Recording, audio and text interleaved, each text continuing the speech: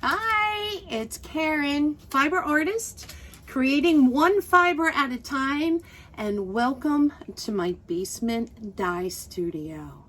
Today I'm going to be working on experimenting with the different percentages of the dye on small samples. So if you want to watch, let's do it.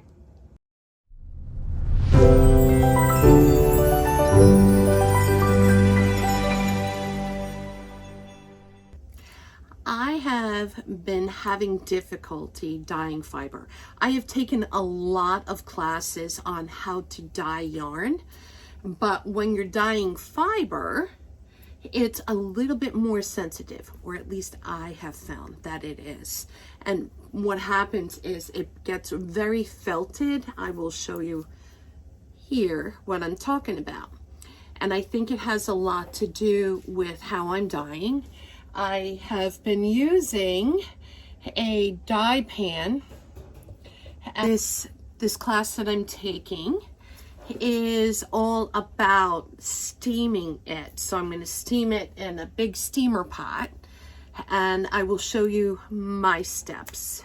So what I'm trying to do is, because I'm working towards making that coat and I want to dye all the fabric, I want to make sure that I don't ruin the fabric. So I am taking a class to really get a solid handle on dyeing the fiber. It's actually a lot of math involved, and I was trying to avoid it. And well, I realized that there is no more avoiding the math. So I have syringes, and I have measuring spoons, and I have a scale to weigh things, because it's very important for you to know the weight of the fiber and the amount of dye being used. And then I have to add a mordant, which kind of makes everything attach. And my mordant is citric acid mixed with water. So I'm going to have to mix that up. Right now, I have already mixed up, they call it dye stock. And this is actually a 2% dye stock. I've taken a lot of classes and they say to make 1% dye stock, but I'm following this instructor's directions for this exercise. And so she has 3 colors and a black. And that is what I am going to be using in different percentages. So I have like these little bits, 4-ounce pieces of fiber that I have already measured out, weighed out, and they have been soaking in water to get filled with the water so they can absorb the dye when we're ready to do that part. So I still have to make my citric acid solution, and then I am ready to get started. So if you want to watch me just measure out citric acid, here we go. So the recipe says that I need 50 grams of citric acid. This is the citric acid I'm using. I got it from Amazon. And 50 grams to 100 milliliters. So these mason jars are awesome because they actually tell you the 100, 200, and 300 milliliters. So, yeah, so I don't have to measure it out in a measuring cup. So I'm going to tear that weight. And now I need to do 50 grams. Yeah, this math, I'm saying, it's something. Oh, there's a scooper in there already. So, I guess I should make it so you can see. Silly me.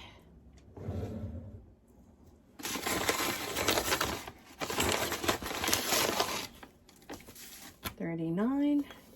Oops. You know, I'm going to do the 3. So I need 150.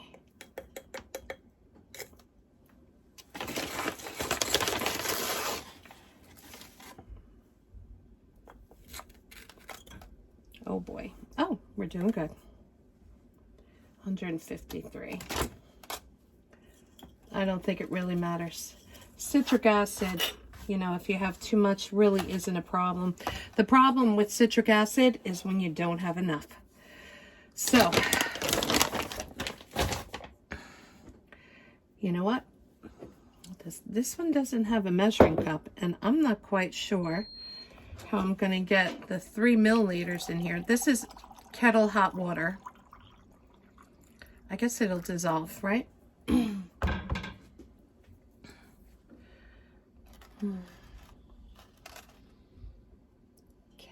I have a little bit more. I use a plastic fork for a lot of my stirring of dye, and yeah. So I had a little bit more citric acid and a little bit more water. I'm sure I'm fine here. All right, so it's all dissolved. And this is ready to go. So here I am measuring out different milliliters of dye and then adding water to it. And what I'm going to do is syringe these colors, or pour these colors onto the small amount of fiber and work it in with my hands. And then I'm actually going to roll it into a plastic wrap and steam it in a pot. So it's going to become a little sausage when I roll it up. And I'm doing this for different percentages. It's 5 milliliters of dye, and then it's 15, and then it's 20, and then they actually have me mix up the primary colors to make 7 secondary colors, you know, the green and purple. So that, and then they actually have me add black to all of the different colors so that I could, you know, get different shades of it to kind of see how it works, mixing dyes and making new colors just from the primaries and black. I had a really good time doing this. Not sure that I am going to be using this steaming method for the rest of my dye, but I have to tell you that the end result was that none of it felted, which is ultimately what I'm trying to learn how to be consistent with. No felting.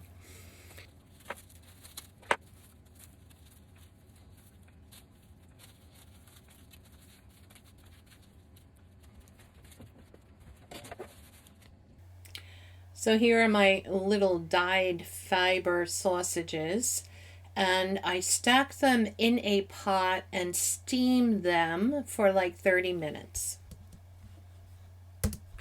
All right, I'm back, and I have all of these little sausages that were dyed. And so now it is time for me to, they're nice and cool. I was supposed to wait until they cooled, and now I have to open each one of these and rinse the fiber. So let's do it. These are a little snug on here, so I have a little scissor with me. You don't really want scissors anywhere near your fiber, but this is happening. The class that she taught, she did not show us how to undo this plastic, so might take me a minute or two.